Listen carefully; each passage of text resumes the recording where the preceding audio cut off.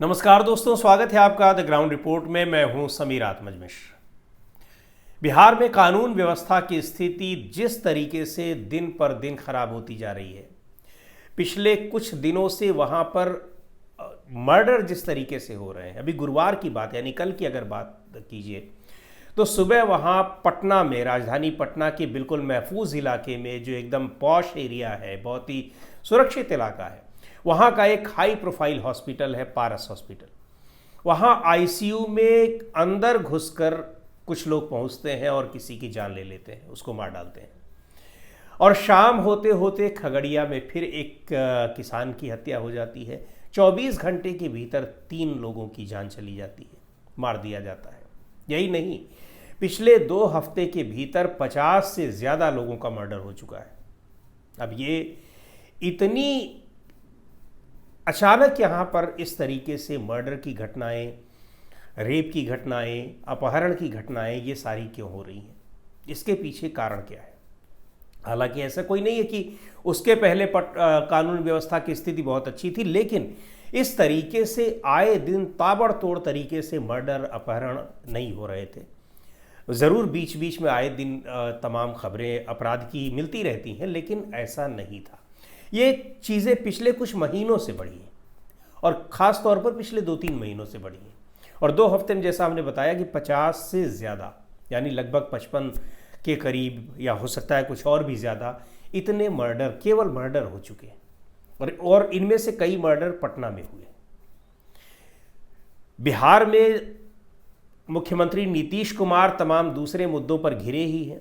चुनाव आयोग अपना, उनको जो विपक्ष आरोप लगा रहा है कि चुनाव जिताने की पूरी तैयारी कर रहा है, एसआईआर जिस तरीके से वहाँ लागू हो रहा है उसकी खबरें आ रही हैं। हमने भी आपको उसके बारे में बहुत सारी जानकारी दी है। लेकिन कानून व्यवस्था पर जिस तरह से सरकार घिरी हुई है और इन सारी चीज़ों को देखते हुए उसको जो एंटी इनकम्बेंसी का डर सता रहा है, वो दिख रहा है कि बिजली माफ़ कर दिया नीतीश कुमार ने, मुख्यमंत्री ने। 1 साल पहले, अभी 1 साल नहीं बीता होगा, जब विधानसभा में बिजली माफ़ करने का या मुफ्त की रेवड़ियाँ बांटने जैसी चीज़ों का कैसे मखौल उड़ा रहे थे, बिजली का ही मखौल उड़ा रहे थे कि आखिर हम बिजली दे रहे हैं, सस्ती दे रहे हैं, लेकिन मुफ्त में हम नहीं देंगे। अब अचानक उन्होंने चुनाव से पहले मुफ्त में बिजली देने की घोषणा कर दी। पर जो कानून व्यवस्था की स्थिति है उस पर मांग की जा रही है कि वहाँ राष्ट्रपति शासन लगाया जाए। नीतीश कुमार पूरी तरह से फेल हो चुके हैं, उनका सत्ता पर कोई नियंत्रण नहीं रह गया है। ये सारी बातें हो रही हैं। इसके पहले भी सरकार तमाम मुद्दों पर घिरी थी। अच्छा, महत्वपूर्ण बात यह है कि गृह विभाग जो है वो नीतीश कुमार के ही पास है। इससे पहले कई मुद्दे ऐसे थे जिन पर सरकार घिरी हुई थी, खासतौर पर जो छात्रों का मुद्दा था, बीपीएससी के छात्रों का, वहाँ पर धांधली की शिकायतें आई थी, पेपर लीक का मामला था, छात्रों ने आंदोलन किया, छात्रों को दौड़ा दौड़ा कर पीटा गया, कई बार ऐसा हुआ, ऐसे बहुत सारे मामले आए, उन पर सरकार घिरी हुई थी। और सीधे जाहिर सी बात है कि जो आक्षेप लगेगा, आरोप लगेगा, वो मुख्यमंत्री के ऊपर लगेगा। और आप ये देखिए कि जब से एनडीए के साथ नीतीश कुमार ने सरकार बनाई है, उससे पहले तो इंडिया गठबंधन के साथ सरकार थी, तब से और पिछले 1 साल से अगर हम देखें तो लगातार ये कोशिशें हो रही हैं कि नीतीश कुमार को कैसे कमज़ोर किया जाए, एक कमज़ोर मुख्यमंत्री के तौर पर उनको दिखाया जाए। ये कोशिशें कहाँ से हो रही हैं, इसमें कहने की कोई बात नहीं। कौन करेगा और किसको इससे फ़ायदा होगा? भारतीय जनता पार्टी के लिए नीतीश कुमार मजबूरी भी है, क्योंकि अकेले दम पर अभी भी बिहार में ऐसी राजनीतिक स्थितियाँ, सामाजिक समीकरण नहीं है कि भारतीय जनता पार्टी अकेले दम पर चुनाव जीत ले। नीतीश कुमार के साथ जीत का उनको एक रास्ता दिखाई पड़ता है, जो है भी वास्तविकता में भी है कि नीतीश कुमार के साथ ही अगर वो जीत सकते हैं तो जीत सकते हैं, अकेले दम पर नहीं जीत सकते। इसलिए नीतीश कुमार से तमाम शर्तों पर भी समझौता करने को तैयार हो जाते हैं और विधानसभा चुनाव में भी तैयार होंगे। हाँ, एक जो बड़ी शर्त नीतीश कुमार की है वो ये कि उनको चुनाव से पहले मुख्यमंत्री पद का कैंडिडेट घोषित किया जाए कि चुनाव में जीतने के बाद भी नीतीश कुमार ही बनेंगे। वो अभी तक भारतीय जनता पार्टी ने नहीं किया है और पूरी उम्मीद है कि वो भारतीय जनता पार्टी करने भी नहीं जा रही है। लेकिन आगे चलकर अगर जीतते हैं तो नीतीश कुमार का भविष्य क्या होगा, क्या बनाएगी भारतीय जनता पार्टी उनको मुख्यमंत्री या नहीं बनाएगी, ये अपने आप में बड़ा सवाल है। पर नीतीश कुमार की पार्टी भी जिस तरीके से धीरे धीरे कमजोर हो रही है, पिछले विधानसभा चुनाव को देखें जिसमें भारतीय जनता पार्टी के साथ ही नीतीश कुमार ने चुनाव लड़ा था, उसमें क्या स्थिति रही। लोक जनशक्ति पार्टी सारी सीटों पर चुनाव लड़ गई और नीतीश कुमार के विधायकों की संख्या पिछले विधानसभा की चुनाव की तुलना में आधी हो गई। उसके बाद से जिस तरीके से अब पिछले अगर हम एक साल की बात देखें और ख़ास तौर पर पिछले 4-5 महीने से जब से नीतीश कुमार के स्वास्थ्य की चर्चाएं हो रही हैं, तब से ये मैसेज जा रहा है लोगों में और ये कहीं ना कहीं से दिया भी जा रहा है कि नीतीश कुमार अब एक कमज़ोर मुख्यमंत्री हैं। दो चीज़ें हैं इसमें, एक तो ये कि नीतीश कुमार दबाव में काम कर रहे हैं भारतीय जनता पार्टी के नेताओं के, वहाँ के राज्य के नेताओं के भी और केंद्र के नेताओं के भी, अपने मन से वो कुछ भी नहीं कर रहे हैं। ये बातें तब भी आई थी जब बीपीएससी के छात्रों का आंदोलन था या दूसरे मुद्दे आए, या फिर यहाँ तक कि जो वक्फ संशोधन कानून पर समर्थन देने और ना देने का मुद्दा था। यहाँ भी ये हुआ कि नीतीश कुमार भारतीय जनता पार्टी के नेताओं के दबाव में काम कर रहे हैं, उनके प्रदेश अध्यक्ष तक भारतीय जनता पार्टी की या पसंद के बनाए गए हैं, इसलिए इन सारे मुद्दों पर वो अपनी राय नहीं रख रहे हैं। स्वास्थ्य की तमाम बातें आई और उसकी जो चिंताएं थी, स्वास्थ्य की चिंताएं थी, एक तरफ तो ये कि ये दबाव बन रहा है, दूसरी तरफ जो नीतीश कुमार के स्वास्थ्य को लेकर बातें हो रही हैं, उससे ये है कि अब इनकम्पैटिबल मुख्यमंत्री ये बनते जा रहे हैं। यानी अब इनकी स्थिति स्वास्थ्य की ऐसी नहीं है कि ये आगे भी मुख्यमंत्री का दायित्व संभाल सके। ये दो नैरेटिव जो गढ़ने की कोशिश की जा रही है, उनके पीछे ये देखने की ज़रूरत है कि आखिर ये नैरेटिव गढ़े कहाँ से जा रहे हैं और इससे किनको फ़ायदा होना है। पहली बात तो ये कि दबाव वाली जो बात है, ये दबाव वाली बात भी बीजेपी को फ़ायदा पहुँचाने वाली है और बीजेपी सरकार का कोई नुकसान भी नहीं उठाना चाहती है। सरकार के तौर पर जितनी बदनामी हो रही है, सरकार की जो कमज़ोरियां सामने आ रही हैं, सरकार की जो नाकामी साबित हो रही है, उसमें दोषी कौन ठहरा दिए जाएंगे? नीतीश कुमार, क्योंकि सरकार का नेतृत्व कर रहे हैं। ये अलग बात है कि दबाव उन पर है, सारी चीज़ें हैं। और दूसरी ओर उनके स्वास्थ्य को लेकर जो बातें हो रही हैं, उनसे भी सरकार की नाकामी ही साबित हो रही है। सरकार की एक तरह से कहिए कि बदनामी हो रही है, सरकार की कमज़ोरी सामने आ रही है। और इसमें क्या होगा कि आगे आने वाले दिनों में फिर नीतीश कुमार की उपयोगिता को खारिज करने के लिए एक बड़ा मौका मिल जाएगा कि भाई अब नीतीश कुमार मुख्यमंत्री के बनने के लायक नहीं। और इधर बीच जिस तरीके से ये अपराध की घटनाएं लगातार हो रही हैं, तो निश्चित तौर पर जिम्मेदार मुख्यमंत्री ही होंगे, क्योंकि वो सरकार चला रहे हैं। मुख्यमंत्री एकदम खामोश हैं और मुख्यमंत्री के अधिकारी क्या बयान दे रहे हैं वो तो और हैरान करने वाला है। और ये अधिकारी बताए जा रहे हैं कि बहुत ही करीबी अधिकारी हैं मुख्यमंत्री नीतीश कुमार के।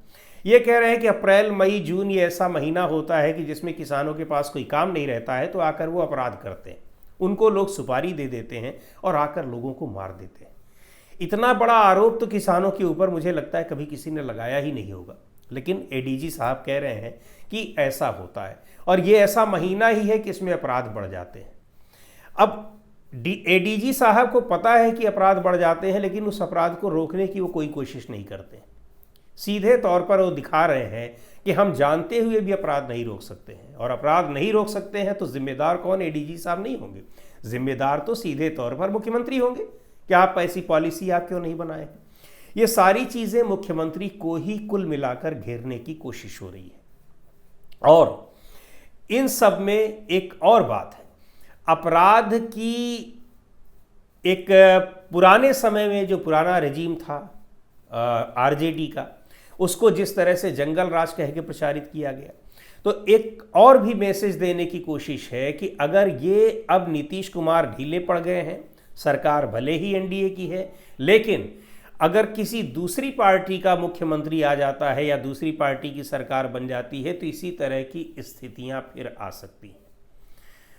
ये कहा यह जा रहा है, अब कोई ज़रूरी नहीं कि अपराध हो रहे हैं तो अपराध के पीछे कौन है। अपराध के पीछे बहुत सारे कारण होते हैं, कुछ निजी कारण होते हैं, कुछ सरकारी तंत्र में या पुलिस के जो कार्यशैली है उसमें कुछ ढिलाई रहती है, इसकी वजह से अपराध होते हैं। अपराध के बहुत सारे कारण हैं, लेकिन अगर ये चीज़ें हो रही हैं तो इसमें इसके जो राजनीतिक निहितार्थ हैं या इनसे राजनीतिक फायदे और नुकसान की जो बातें हो रही हैं वो सीधे तौर पर दिखाई पड़ रही हैं कि हर तरफ से इसमें भारतीय जनता पार्टी फायदे में दिख रही है।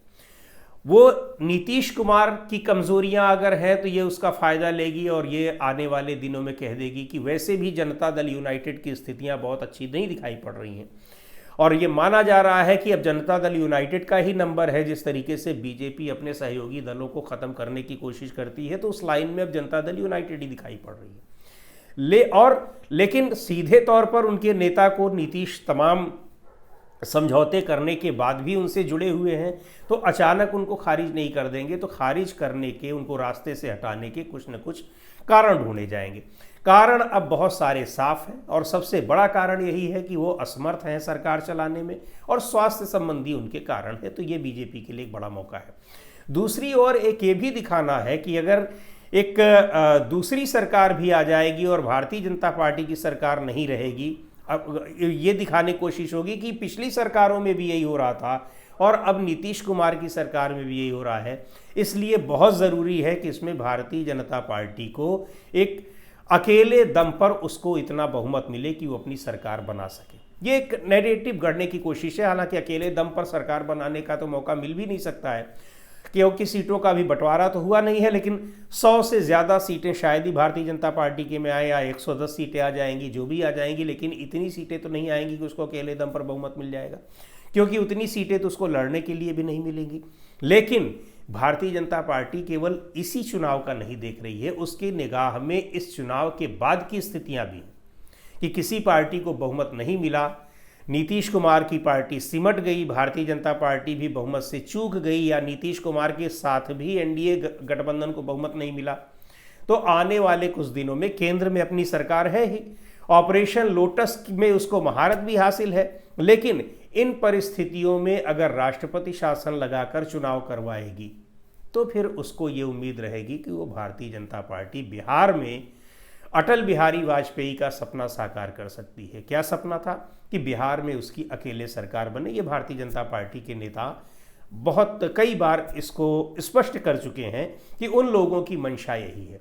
तो पूरी की पूरी जो राजनीतिक रणनीति तैयार की जा रही है, वो चाहे इंटेंशनली हो या उसमें कुछ घटनाएं अनइंटेंशनली भी हों, यानी वो जानबूझकर नहीं की जा रही हैं, लेकिन जो उसके जो दिखाई पड़ रहे हैं, उसका जो मकसद दिखाई पड़ रहा है या उसके जो सूत्र एक दूसरे से जुड़े हुए दिखाई पड़ रहे हैं, वो सारे इसी तरीके से हैं कि भारतीय जनता पार्टी हर स्थिति में फायदे में रहे।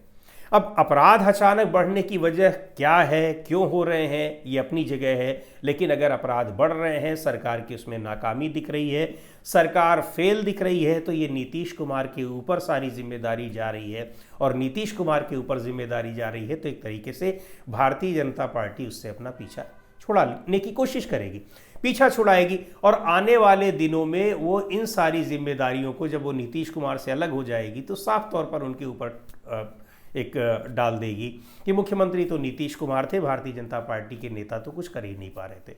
तो ये सारी चीज़ें जो दिखाई पड़ रही हैं, वो अभी तुरंत चुनाव के लिए नहीं बल्कि उसके बाद के लिए भी ये रणनीति भारतीय जनता पार्टी की दिख रही है। और उसमें अचानक अपराध में होने वाली वृद्धि भी कहीं ना कहीं उसको फायदा पहुंचा रही है। अब अपराध में जो वृद्धि हो रही है वो किन वजहों से हो रही है, वो जांच की बात है, वो जांच का विषय है। लेकिन उससे अगर राजनीतिक फायदा मिलने की संभावना दिखाई पड़ रही है तो विपक्ष की तुलना में भारतीय जनता पार्टी कहीं ज़्यादा उस फायदे को लेने की ओर बढ़ती दिख रही है। आज के इस वीडियो में इतना ही। अगले वीडियो में फिर मिलेंगे एक नए विषय के साथ, एक नए मुद्दे के साथ। द ग्राउंड रिपोर्ट के यूट्यूब चैनल को आपने अब तक सब्सक्राइब न किया हो तो ज़रूर कर लें। हमारे वीडियोज़ को लाइक करें, शेयर करें और अपने सुझाव भी हमें ज़रूर भेजें।